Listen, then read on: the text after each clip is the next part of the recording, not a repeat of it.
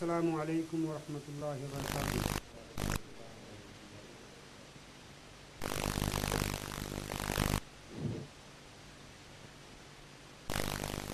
الحمد للہ والصلاۃ والسلام علی رسول اللہ اما بعد۔ آج کی مجلس کا موضوع ہے محرم الحرام اور واقعہ کربلا۔ اس ٹاپک پر لیکچر دینے والے ہیں شیخ شمیم احمد فوزی۔ شیخ شمیم احمد فوزی جامعہ اسلامیہ سنابل دلی سے عالمیت اور فضیلت کی سند حاصل کرنے کے بعد جامعہ اسلامیہ مدینہ منورہ سے عربک لینگویج عربی لغت پر بی اے کی ڈگری حاصل کی ہے، اور اس کے بعد آج تقریباً 4-5 سال سے IIS میں عربک ٹیچر کی حیثیت سے خدمات انجام دے رہے ہیں۔ سنڈے پروگرام میں ان کے بہت سے لیکچر ہو چکے ہیں اور جمعہ کے خطبات میں بھی حصہ لیتے ہیں۔ اس کے بعد میں زیادہ وقت نہ لیتے ہوئے شیخ شمیم کو دعوت دیتا ہوں کہ وہ آئیں اور اپنی تقریر کی وضاحت کریں۔ السلام علیکم۔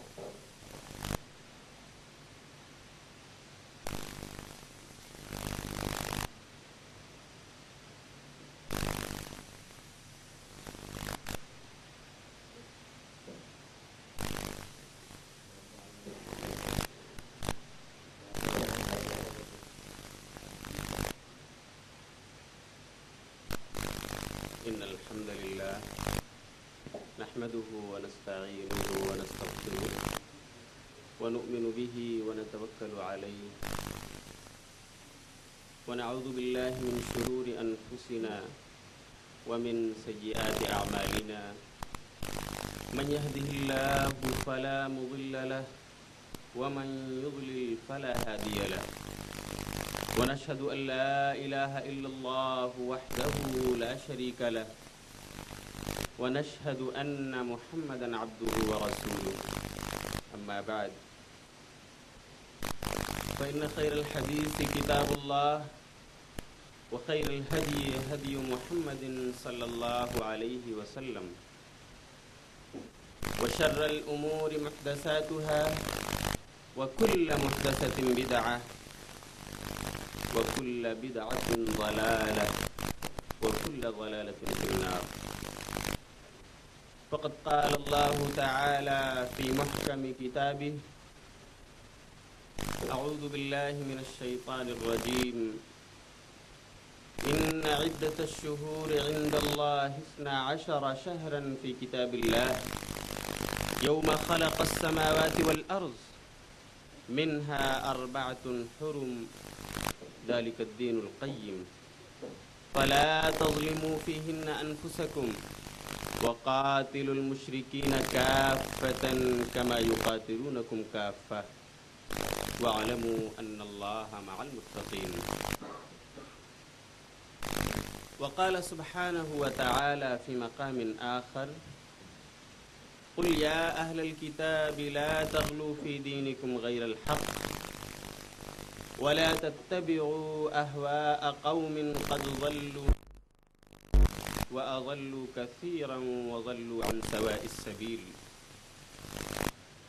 رب اشرح لي صدري ويسر لي أمري واحلل عقدة من لساني يفقه قولي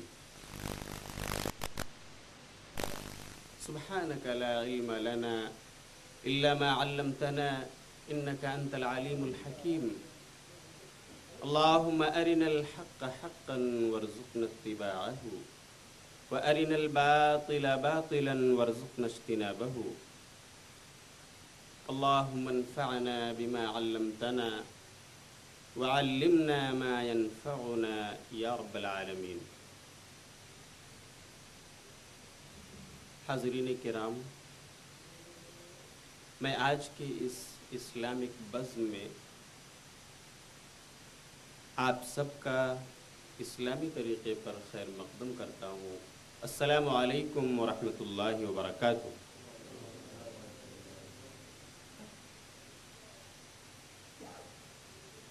میں نے آپ کے سامنے قرآن مجید کی سورہ توبہ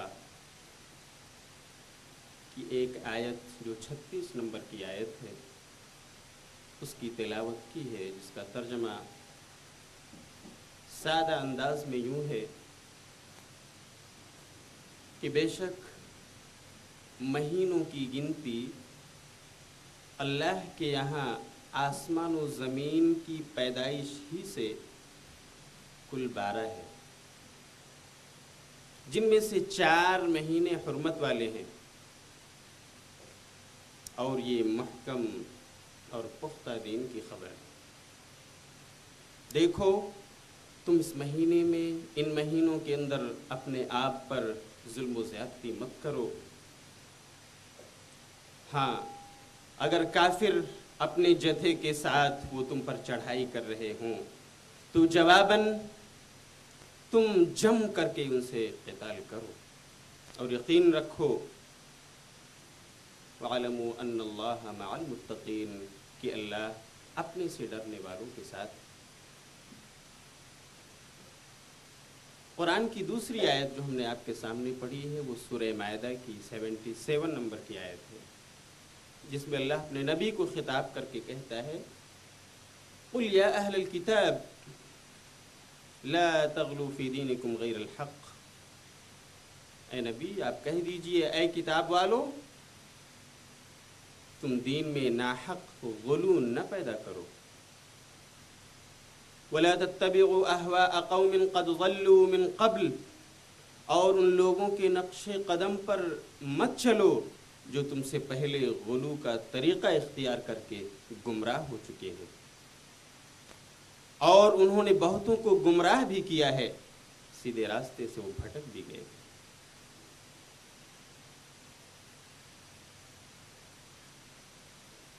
میرے خطاب کا عنوان ہے محرم الحرام اور واقعے اور حادثہ کربلا. میں یہاں پر آپ سے ایک سوال کرنا چاہتا ہوں. سلیم بھائی آپ بتائیں گے آج عربی مہینے کی کون سی تاریخ؟ جی ہاں، آج محرم الحرام کی 8ویں تاریخ.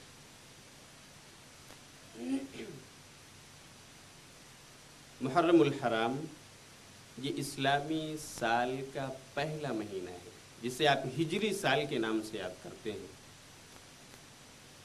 یہ سال ہم کو ہجرت نبوی صلی اللہ علیہ وسلم کی تاریخ یاد دلاتا ہے. چنانچہ امام بخاری رحمۃ اللہ علیہ نے کتاب التاریخ کے اندر، باب تاریخ کے اندر ایک اثر نقل کیا ہے. سہل بن سعد رضی اللہ تعالی عنہ سے وہ کہتے ہیں کہ ما عدوا من مبعث النبی صلی اللہ علیہ وسلم ولا من وفاته ما عدوا الا من مقدمه المدینہ. رواہ البخاری فی کتاب التاریخ. کہ لوگوں نے اس ہجری سال کو نہ تو بعثت نبوی سے شمار کیا ہے، نہ ہی وفات رسول سے اس کو چنا ہے، گنا ہے، بلکہ ہجرت نبوی صلی اللہ علیہ وسلم کو انہوں نے مبدأ تاریخ قرار دیا. اور یہ ہجری سال عہد رسالت میں اس کا استعمال نہیں ہوا تھا، بلکہ سن 17 ہجری کے اندر عہد فاروقی میں اس کی ابتدا ہوئی، جس کو حافظ ابن حجر رحمۃ اللہ علیہ نے بخاری کی شرح فتح الباری کے اندر لکھا ہے، یہ واقعہ یوں مذکور ہے کہ ابو موسیٰ اشعری رضی اللہ تعالی عنہ جو ان کے گورنروں میں سے ایک گورنر تھے، ان کے پاس عمر فاروق کے لیٹرز جاتے تھے۔ ابو موسیٰ اشعری کے پاس ایک لیٹر پہنچا، انہوں نے دیکھا اس میں تاریخ نہیں ہے۔ حضرت عمر رضی اللہ تعالی عنہ کے پاس جب قاصد واپس گیا تو ابو موسیٰ کا یہ پیغام لے کر کے گیا کہ اے عمر رضی اللہ تعالی عنہ، آپ کے بہت سارے لیٹرز ہمارے پاس آتے ہیں لیکن ان میں تاریخ درج نہیں ہوتی، جس کی وجہ سے ہمیں مشکلوں کا سامنا کرنا پڑتا ہے۔ یہ خط کب بھیجا گیا، ہمیں کب مل رہا ہے، اس کا کوئی پتہ نہیں، اس لیے اس طرف توجہ ہونی چاہیے۔ چنانچہ حافظ بن حجر نے لکھا ہے فجمع عمر الناس، تو اس کے لیے حضرت عمر رضی اللہ تعالیٰ عنہ نے لوگوں کو جمع کیا، شورا بلائی، مشورہ طلب کیا۔ فقال بعضهم ارخ بالمبعث وبعضهم ارخ بالہجرہ، بعض نے مشورہ دیا کہ بعثت نبوی سے ہم اپنی تاریخ کی ابتدا کرتے ہیں، کچھ نے کہا نہیں، ہجرت نبوی صلی اللہ علیہ وسلم سے اس کی شروعات کی جائے، یہ اچھا ہوگا۔ فقال عمر الہجرت فرقت بین الحق والباطل، ہاں ہجرت ہی تو ہے جس نے حق و باطل کے درمیان فرق کر دیا تھا۔ فأرخوا بها، چنانچہ لوگ اسی پر متفق ہوئے اور وہیں سے مبدأ تاریخ اس کو قرار دیا۔ وذلك سنة 17، اور یہ کچھ 17 ہجری کی بات۔ فلما اتفقوا قال بعضهم ابدأوا برمضان، جب اس پر لوگوں کا اتفاق ہو گیا پھر بات آئی کہ مہینہ کون سا ہو جس سے شروعات کی جائے۔ کچھ لوگوں نے رمضان کی خیرات و برکات کو دیکھتے ہوئے اشارہ کیا رمضان پہلا مہینہ۔ فقال عمر بل بالمحرم، نہیں محرم سے اس کی شروعات ہونی چاہیے۔ فإنه منصرف الناس من حجهم، کیونکہ اس وقت لوگ اپنے حج سے واپس ہو چکے ہوتے ہیں اور ان کے سامنے جو چاند نکلتا ہے وہ محرم کا ہو چکا ہوتا ہے، محرم کا چاند ہوتا ہے، اس لیے محرم اسلامی سال کا پہلا مہینہ قرار دیا گیا۔ فاتفقوا، اس پر لوگوں نے اتفاق کر لیا۔ تو یہ ہے ہمارے تاریخ کی ابتدا کب اور کہاں سے ہوئی، کس عہد میں ہوئی۔ سوال یہ ہے کہ محرم جو مہینہ ابھی ہم پر سایہ فگن ہے، اس کی فضیلت کیا ہے؟ قرآن مجید کے سورہ توبہ کی وہ آیت جو ہم نے آپ کے سامنے پڑھی، اس سے پتہ چلتا ہے کہ یہ محرم ان 4 مہینوں میں سے ایک ہے جنہیں اللہ نے حرمت والے مہینے قرار دیا ہے، کیونکہ شارح قرآن سیدنا محمد الرسول اللہ صلی اللہ علیہ وسلم نے اپنے حدیث پاک میں فرمایا، جس کو امام بخاری نے کتاب التفسیر میں نقل کیا ہے، باب ان عدت الشہور الى آخرہ،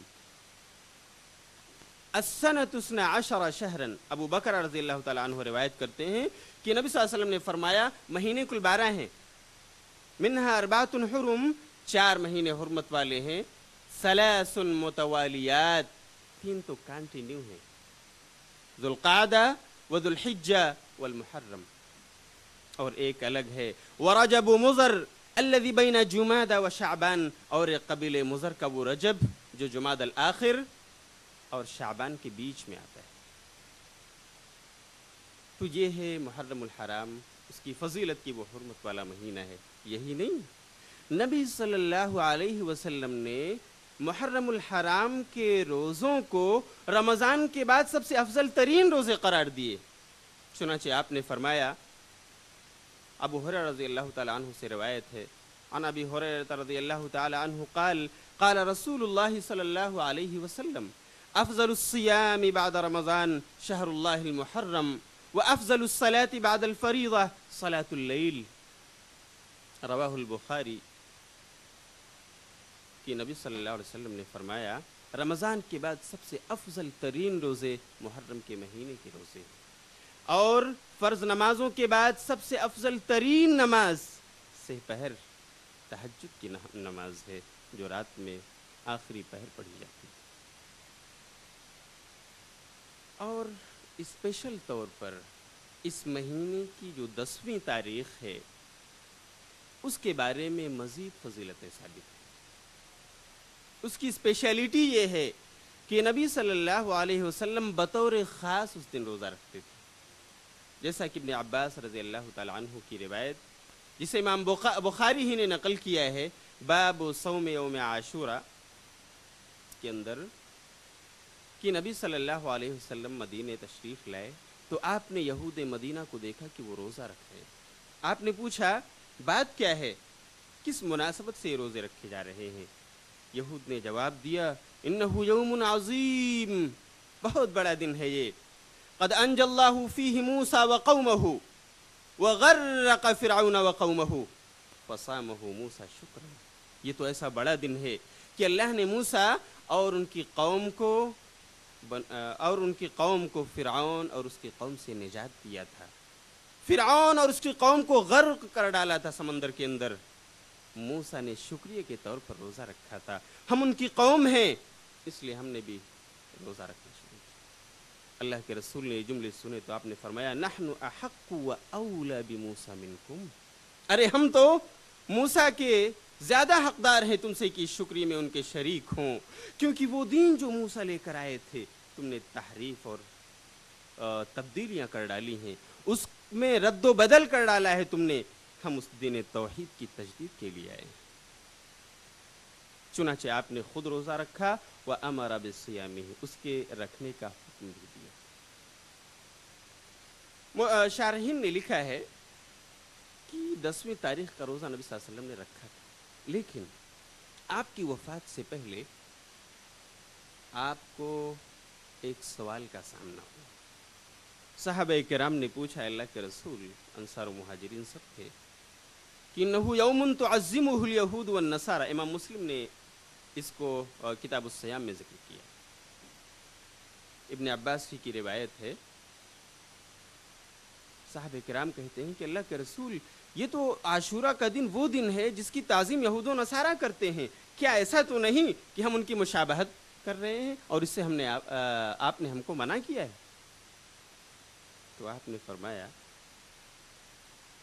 فَإِذَا كَانَ الْعَامُ الْمُقْبِلِ إِنْ شَاءَ اللَّهُ صُمْنَا الْيَوْمَ التَّاسِعَ وَفِي رِوَایَةٍ لَئِنْ بَقِيتُ إِلَىٰ قَابِلٍ لَأَصُومَنَّ التَّاسِعَ. اگر اللہ نے میری زندگی رکھی، میری زندگی نے وفا کیا اور اگلے سال تک میں زندہ رہا اس وقت کے لیے، تو میں 9ویں تاریخ کا بھی روزہ رکھوں. اس لیے شارحین حدیث نے لکھا ہے کہ 10ویں کے ساتھ 9ویں کو ملانا یہ افضل ہے. 9 اور 10 دو روزے رکھے. البتہ ابن عباس کی وہ دوسری روایت جس کو امام احمد ابن حنبل نے اپنی مسند میں ذکر کیا ہے ابن عباس ہی سے، لیکن اس روایت کے طریق میں ایک راوی ہے ابن ابی لیلہ، جس کے اندر یہ ذکر ہے کہ سومو قبلہ یومن او بعدہ یوما، ایک دن پہلے عاشورہ سے رکھو یا ایک دن بعد یا ایک دن بعد میں، یعنی 9ویں کا یا 10ویں کا ایک ملا لو 10ویں کے ساتھ تو 2 ہو جائیں گے. او کے الفاظ کے ساتھ جو حدیث آئی ہے یہ ضعیف ہے ابن ابی لیلہ کے ضعف کی وجہ سے، اور اسی طرح ایک دوسرے راوی ہیں داؤد ابن علی، صدوق یہم کہا گیا ہے، ان کو وہم ہو جایا کرتا تھا، جس کی بنا پر یہ روایت قابل حجت نہیں. گویا 10ویں کے ساتھ 11ویں کو ملا کر 2 روزے رکھنا یہ نامناسب.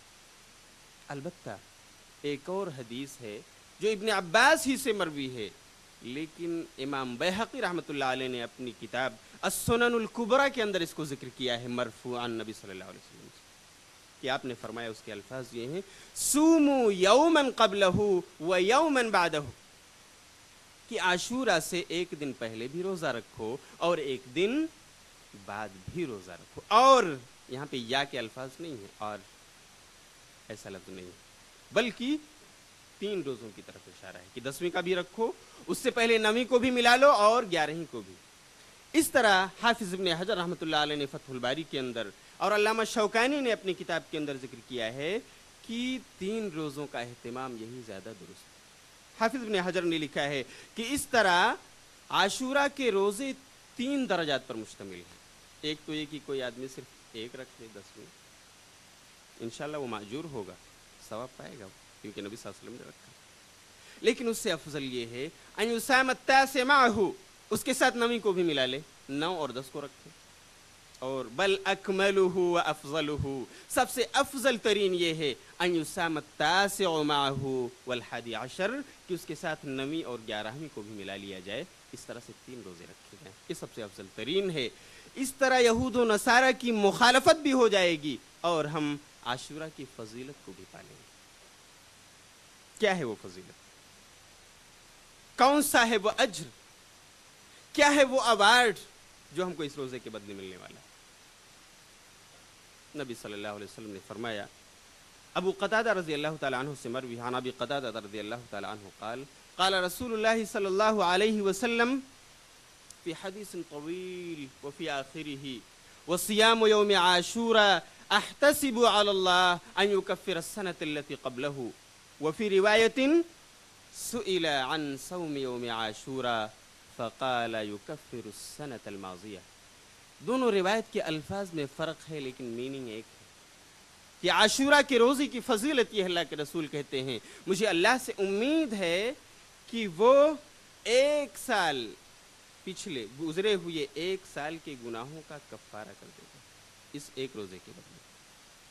یا دوسری روایات کے مطابق 3 اور 2 روزوں کے بدلے اللہ رکھنے والے کے گزشتہ 1 سال کے گناہوں کو مٹا دے گا.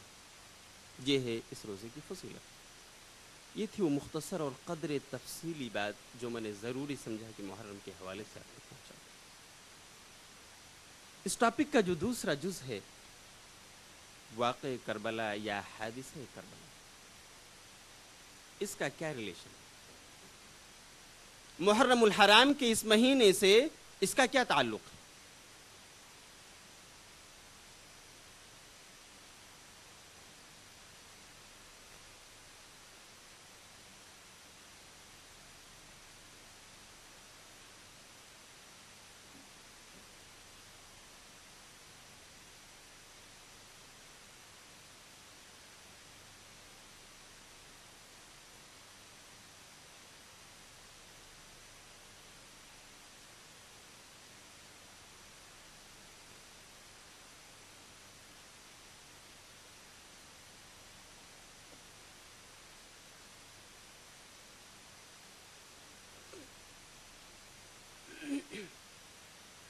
یہ ایک سوال ہے.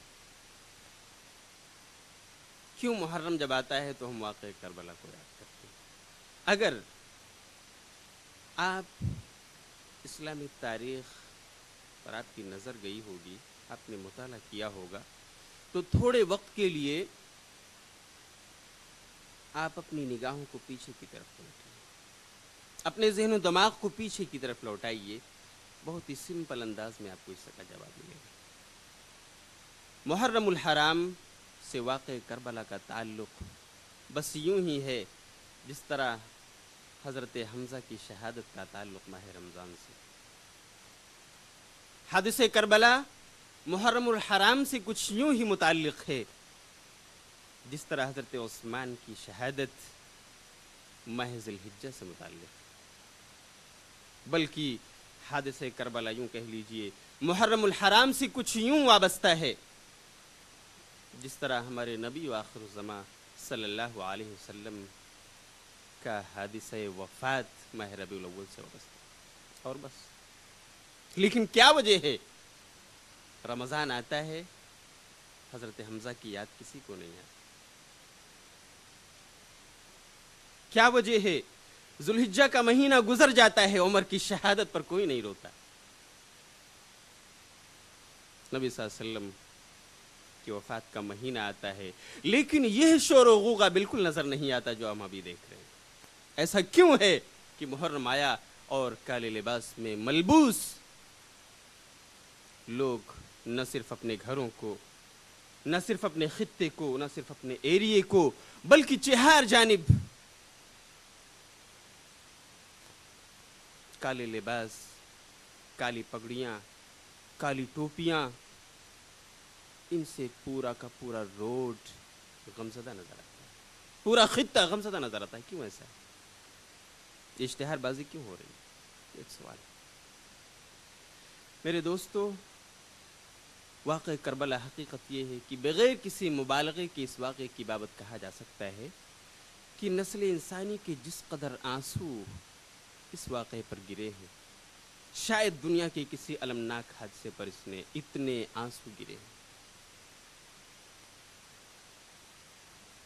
اور یہ حقیقت ہے کہ کربلا کے میدان میں حسین کے جسم خون چکا سے جس قدر خون نکلا تھا، اس کے ایک ایک قطرے کے بدلے دنیا اشکہائے ماتم کا دریا بہا چکی ہے، آنسوؤں کا سمندر اور سیلاب بہا چکی ہے اس ایک ایک قطرے کے بدلے۔ ایسا کیوں؟ اس کی وجہ ہے کہ اپنے آپ کو مسلمان شو کرنے والے، اسلام کا دعویٰ کرنے والے ایک ٹولے نے ہمارے سماج پر اس کی سیاسی، سماجی تمام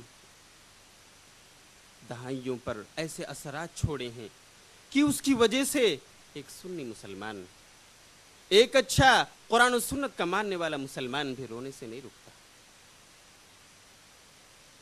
یہی وجہ ہے کہ واقع کربلا تاریخ کا ایک نازک ترین مسئلہ بن چکا ہے، اور جس قدر اس واقعے نے شہرت پائی اور مختلف واہی تباہی روایات کو کا انبار لگا کر لوگوں نے خود رویا اور دوسروں کو رلایا، اس کی نظیر دوسرے واقعے سے متعلق نہیں ملتی ہے۔ چنانچہ اس واقعہ میں اصل حقیقت کو پانا، صحیح روایات تک پہنچنا جس طرح مشکل ہے، اس سے کہیں زیادہ ان حقائق کا اظہار کرنا مشکل ہو چکا ہے۔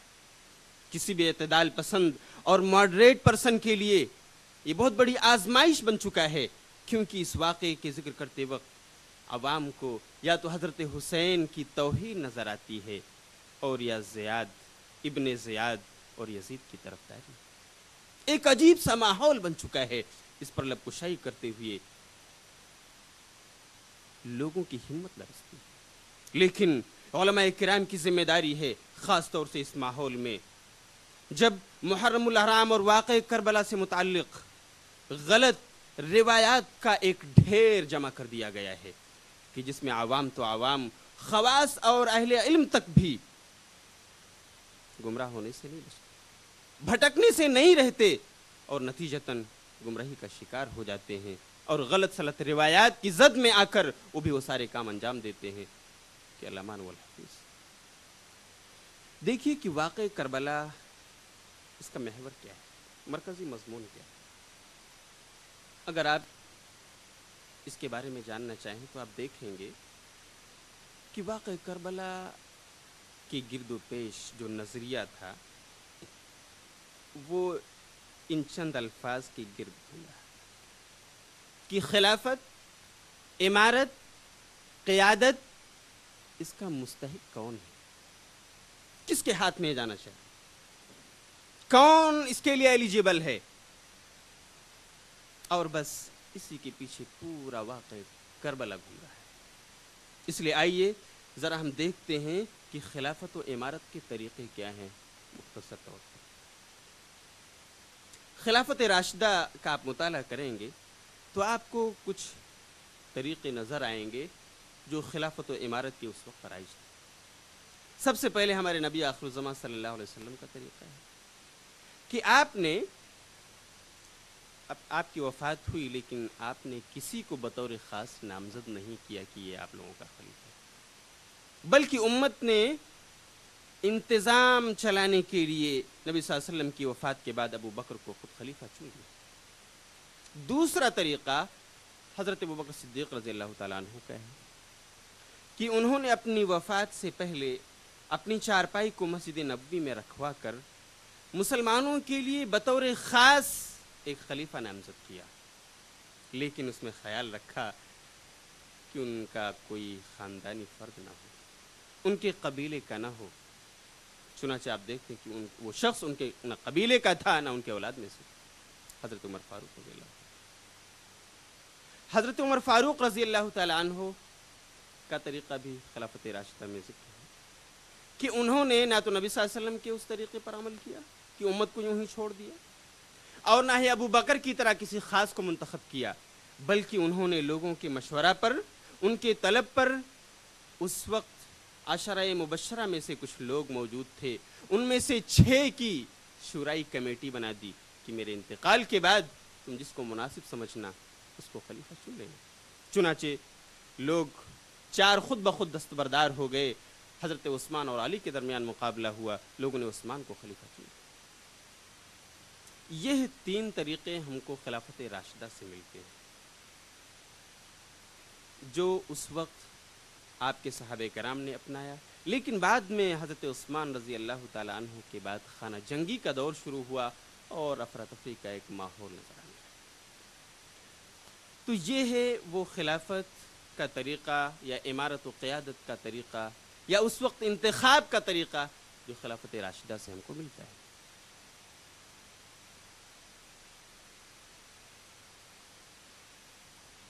یہ قصہ اگر ہم اس کی لڑی حضرت عثمان رضی اللہ تعالیٰ عنہ کی شہادت سے شروع کریں تو شاید یہ لمبا وقت لے، اس لیے ہم دیکھتے ہیں کہ یزید کو خلیفہ کے لیے کس نے چنا، تاکہ واقع کربلا ہمیں سمجھنے میں آسانی ہو۔ اس کا ایک بڑا کریکٹر یزید ہے اور اس کی شخصیت۔ حضرت معاویہ رضی اللہ تعالیٰ عنہ جو یزید کے باپ ہیں، جن کی وفات سن 60 ہجری میں ہوئی اور 41 ہجری سے لے کر 60 ہجری کل 20 سال تک انہوں نے بڑے ہی تسک و احتشام کے ساتھ اپنی خلافت چلائی اور بہت سارے فتوحات کیے، کیونکہ اس زمانے میں حضرت حسن کی صلح کے بعد افراتفری کا ماحول ختم ہو گیا تھا۔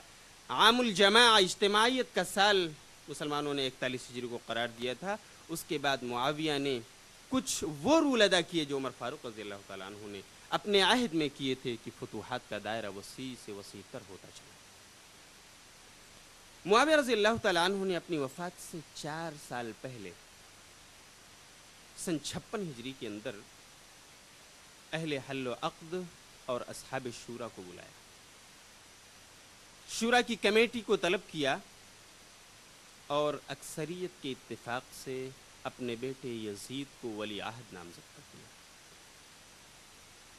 البتہ طبری اسی طرح البدایہ والنہایہ کے حوالے سے کچھ نام ملتے ہیں جنہیں یزید کی ولی عہدی پر اتفاق نہیں تھا۔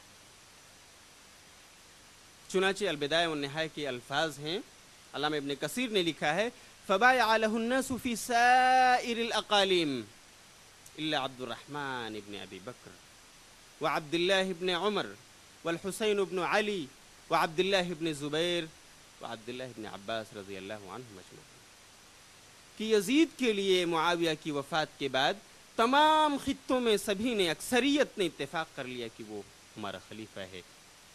5 لوگ مخالفین میں نظر آنے لگے، عبد الرحمن بن ابی بکر، عبداللہ بن عمر، حسین بن علی، عبداللہ بن زبیر اور عبداللہ بن عباس۔ لیکن مقدمہ ابن خلدون جب ہم دیکھتے ہیں تو وہاں پر مخالفین میں صرف 4 لوگوں کے نام نظر آتے ہیں۔ عبداللہ ابن عباس جو آخر میں ہیں، ان کا نام مخالفین کی فہرست میں نظر نہیں آتا، اور یہ بات قرین قیاس بھی معلوم ہوتی ہے۔ اب سوال یہ ہے کہ جب لوگوں نے اختلاف کیا، ان کے اختلاف کی بنیاد کیا تھی؟ تاریخ کے حوالوں سے جو ہمیں ملتا ہے کہ ان مخالفین کے اختلاف کی بنیاد اور اساس، ان کا یہ نقطۂ نظر تھا کہ یہ تو اسلام میں قیصریت اور کسرویت کی بنیاد ڈالی جا رہی ہے، یہ تو قیصر و کسرا کے بادشاہوں کا طرز و انداز ہے کہ باپ مرے تو بیٹا حکومت سنبھال لے۔ اسلام کے طریقے انتخاب سے اس کی تائید نہیں ہوتی، اس لیے ہم اس خلافت کو نہیں مانتے۔ خلافت بطور وراثت، اس کے ہم قائل نہیں۔ جب لوگوں نے اختلاف کیا، اور یہ بزرگان دین تھے، بزرگوں کی فہرست میں سر فہرست لوگ تھے، معاویہ رضی اللہ تعالیٰ عنہ نے ایسے وقت میں ان صحابہ کرام کو نظر انداز کر کے اپنے بیٹے کو ولی عہد بنانے پر اصرار کیوں کیا؟ ایک سوال آپ کے ذہن میں پیدا چنانچہ علامہ ابن خلدون نے اپنے مقدمہ میں ذکر کیا ہے، ان کا یہ تجزیہ وہاں پر ان الفاظ کے ساتھ مذکور ہے کہ یزید کی ولی عہدی کے پیچھے کوئی اور چیز نہیں، صرف اجتماعی مصلحت کا شعور کام کر رہا ہے کہ اس کی ولی عہدی سے خلافت کا ادارہ ٹوٹ پھوٹ سے بچ جائے گا۔ گویا معاویہ کو جو اپنی تجویز پر اصرار تھا، اس کی اصل وجہ ملت کی مصلحت تھی، اور جبکہ یزید ان کی نظر میں اس کا اہل بھی تھا، وہ خلافت و امارت کو سنبھال سکتا تھا، قیادت کی صلاحیتیں اس کے اندر موجود بھی تھی۔ کچھ الفاظ اس طرح بھی آئے ہیں کہ چونکہ خلافت کو چلانے کے لیے اتفاق و اتحاد کو قائم کرنا بہت ضروری تھا، تاکہ افراتفری کا وہ ماحول جو حضرت عثمان کی شہادت کے بعد عہد علی رضی اللہ تعالی عنہ میں تھا، وہ افراتفری کا ماحول، باہمی خانہ جنگی کا ماحول پھر سے نہ ابھرے۔ ضروری تھا کہ لوگوں کا اتفاق و اتحاد قائم ہو، اور یہ اتفاق و اتحاد نہیں قائم ہو سکتا تھا جب تک اہل حل و عقد نہ متفق ہو جاتے۔ اصحاب شورا، منسٹرز اور ان کی کمیٹی کے بڑے بڑے لوگ، اور یہ سارے اہل حل و عقد اکثر و بیشتر بنو امیہ میں سے تھے، اور بنو امیہ کے لوگوں کا ایک ذہن بن چکا تھا کہ وہ اپنے میں سے تو ٹھیک، اس کے علاوہ کسی اور گروہ، کسی اور خاندان، کسی اور قبیلے کا کوئی فرد، اس کو ہم خلیفہ اور امیر اپنا ماننے کے لیے تیار نہیں ہو سکتے۔ غالبیت اور اکثریت بنو امیہ کی تھی، اتفاق انہی کے اتفاق پر منحصر تھا۔ اس لیے امیر معاویہ نے یہ محسوس کرتے ہوئے کہ کہیں وہ افراتفری کا ماحول پھر نہ شروع ہو، انہوں نے ان صحابہ کرام کے بزرگی اور ان تمام چیزوں کو نظر انداز کرتے ہوئے گویا افضل کو چھوڑ کر مفضول پر عمل کیا، اور یزید کو اس کا اہل سمجھتے ہوئے اہل حل و عقد کے مشورے سے، ان میں سے اکثریت کے اتفاق سے یزید کو ولیعہد قرار دیا۔ وہ اہل تھا، اس کی دلیل کیا ہے؟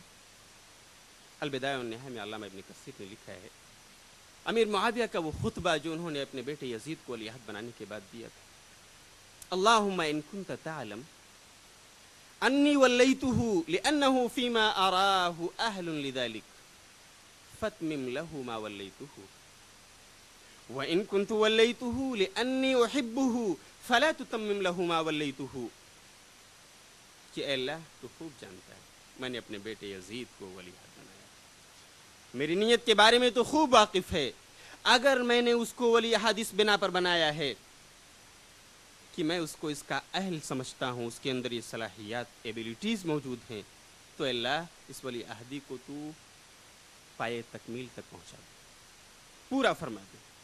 وَإِن كُنْتُ وَلَّيْتُهُ لِأَنِّي أُحِبُّهُ، اور اگر بات یہ ہے، میری نیتوں کے بارے میں تو خوب جانتا ہے کہ میں نے اس کو اپنا بیٹا ہونے کی وجہ سے محبت پدری کی بنیاد پر میں نے اس کو ولیعہد بنایا ہے، تو اللہ اس کو تو پائے تکمیل تک نہ پہنچا۔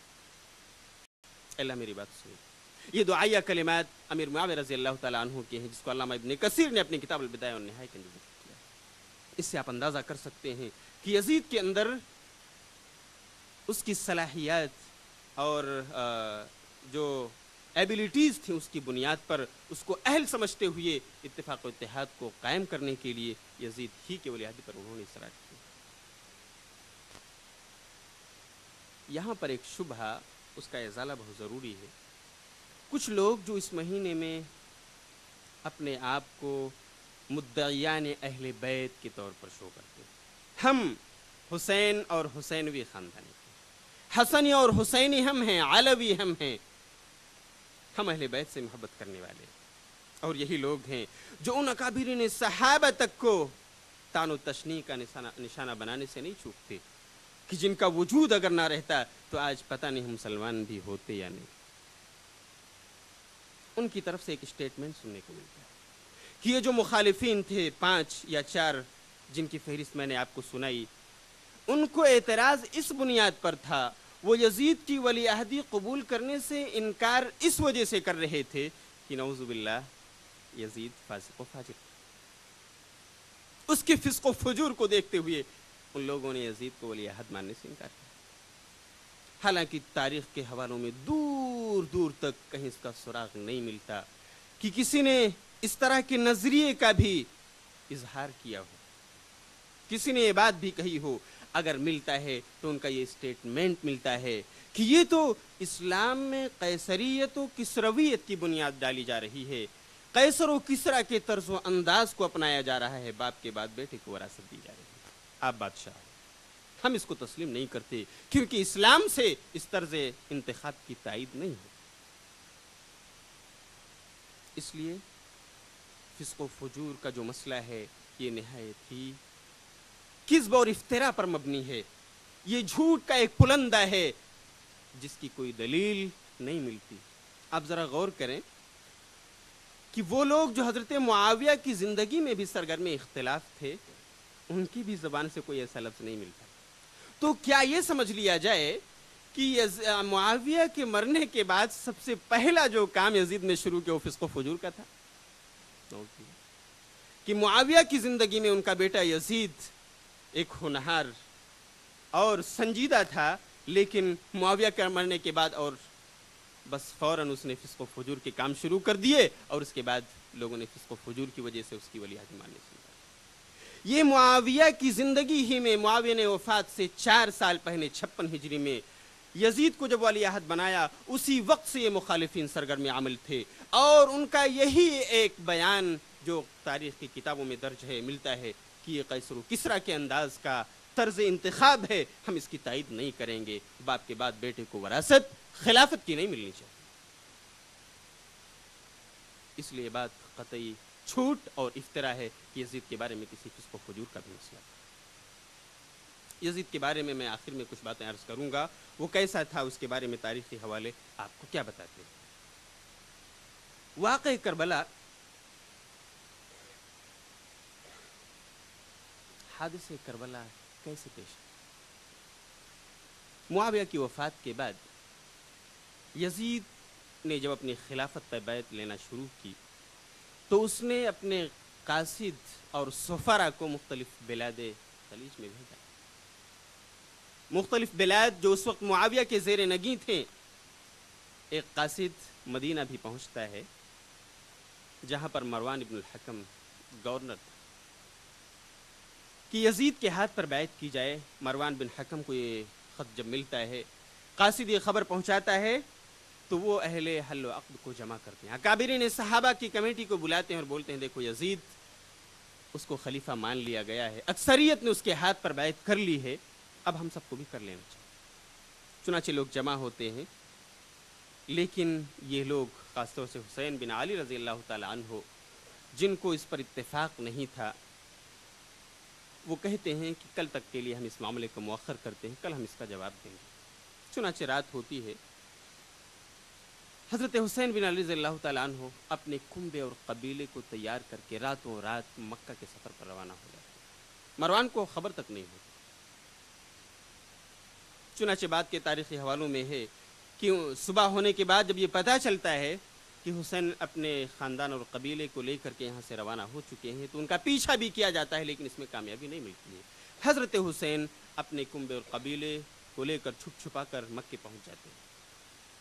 یہ خبر اہل کوفہ کو ملتی ہے، بہت خوش ہوتے ہیں، اچھا ہوا حسین نے یزید کے ہاتھ پر بیعت نہیں کی۔ لیٹر لکھنے شروع ہو جاتے ہیں، اے حسین آپ نے بہت اچھا کیا، یزید کے ہاتھ پر بیعت نہیں کی، اس کی ولی عہدی کو آپ نے تسلیم نہیں کیا، آؤ کوفہ چلے آؤ، ہم آپ کے باپ کی پارٹی کے لوگ ہیں، ہم آپ کے سپورٹر ہیں، آپ کو ہم اپنا امیر اور خلیفہ ماننے کے لیے تیار ہیں، چلے آئیے۔ تاریخ نے لکھا ہے، خود شیعہ مورخ کے بیان میں اتنے خطوط آتے ہیں کہ ایک دن حضرت حسین کا جھولا نہیں بوریا بھر جاتا ہے، 18,000 کے قریب خط آتے ہیں، حسین چلے آئیے، ہم آپ کو اپنا حکمراں، اپنا خلیفہ، اپنا امیر ماننے کے لیے تیار ہیں۔ 18,000 لوگ متفق ہیں۔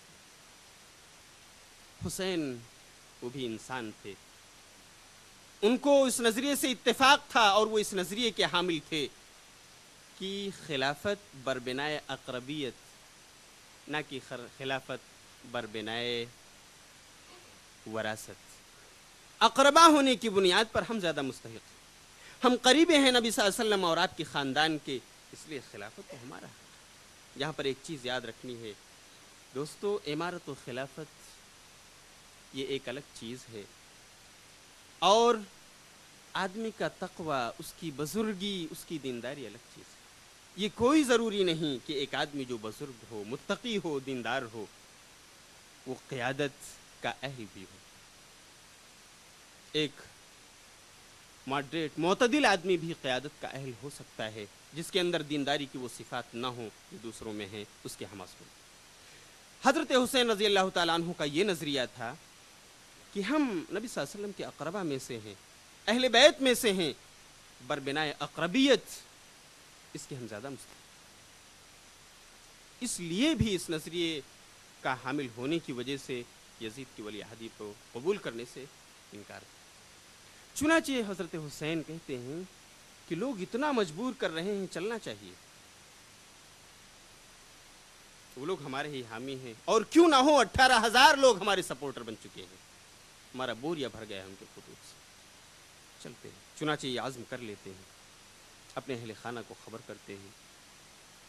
8 ذی الحجہ کو جب لوگ مینا کی طرف احرام پہن کر حج کے لیے روانہ ہو رہے ہوتے ہیں، حضرت حسین رضی اللہ تعالیٰ عنہ کوفہ کی طرف کوچ کا اعلان کرتے ہیں، اہل کوفہ کا رخ کرتے ہیں، اور نتیجہ یہ ہے کہ ان کے اس اقدام کے تائید میں، سپورٹ میں، اس وقت مدینہ منورہ، مکہ مکرمہ اور حجاز کا ایک شخص، ایک انسان بھی سوائے ان کے چند نوجوان عزیزوں کے ان کے ساتھ نہیں تھا، بلکہ تاریخ نے بتایا ہے کہ خود ان کے گھر کی یہ کیفیت تھی کہ اس وقت حضرت علی کے 17 صاحبزادے زندہ تھے، گویا حضرت حسین کے 16 بھائی اس وقت باحیات تھے، ان میں سے صرف 5 نے حضرت حسین کے اقدام کی تائید کی اور آپ کے ساتھ سفر کیا، 11 بھائیوں نے جانے سے انکار کیا، بلکہ حضرت محمد ابن الحنفیہ جو حضرت حسین کے بھائی ہیں، بڑے اصرار کے ساتھ وہ روکتے ہیں، بھائی جان مت جائیے، ہمارے باپ کے قاتل لوگ ہیں، وہ دغا باز لوگ ہیں، وہ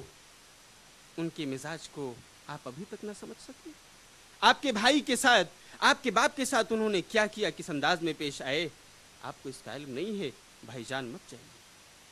ابو سعید خضری آتے ہیں، اے بزرگ، اے حسین ابن علی، ایسا ارادہ کیوں کر رہے ہو؟ دیکھو اپنی جان کو جوکھم میں مت ڈالو، وہ تمہارے باپ کے قاتل ہیں، تم کو بھی نہیں چھوڑ سکتے۔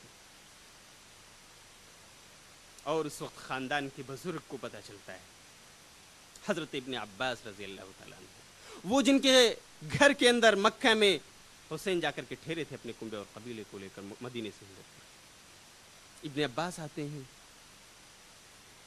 حسین کہاں جا رہے ہو، کیا ارادہ ہے، مجھے بھی بتاؤ گے؟ طبری نے جلد نمبر 6 کے اندر ذکر کیا ہے کہ بڑے ہی تلخ لہجے میں حضرت ابن عباس ان کو سمجھاتے ہیں، یہاں تک کہتے ہیں کہ اے حسین، اگر تم کو جانا ہی ہے، میری بات نہیں ماننے پر تیار ہو، دیکھو ان کنیزوں کو، ان خواتین کو تو اپنے ساتھ مت لے جاؤ، میں ان کو بیوہ ہوتا ہوا دیکھ رہا ہوں، ان بچوں کو اپنے ساتھ ہم سفر مت بناؤ، میں ان کو یتیم ہوتا ہوا دیکھ رہا ہوں۔ جب نہیں مانتے ہیں تو طبری نے نقل کیا ہے، حضرت ابن عباس قسم کھاتے ہیں، واللہ الذی لا الہ الا ہو لو اعلم انک اذا اخذت بشعرک وبناصیتک حتی یجتمع علی وعلیک الناس اطعتنی لفعلت ذلک۔ اس اللہ کی قسم جس کے سوا کوئی معبود برحق نہیں، اگر مجھے یقین ہو چلتا کہ اگر میں تمہاری داڑھی، تمہارے سر کے بال اور تمہاری پیشانیوں کو پکڑ کر دبوچ لوں، یہاں تک کہ لوگ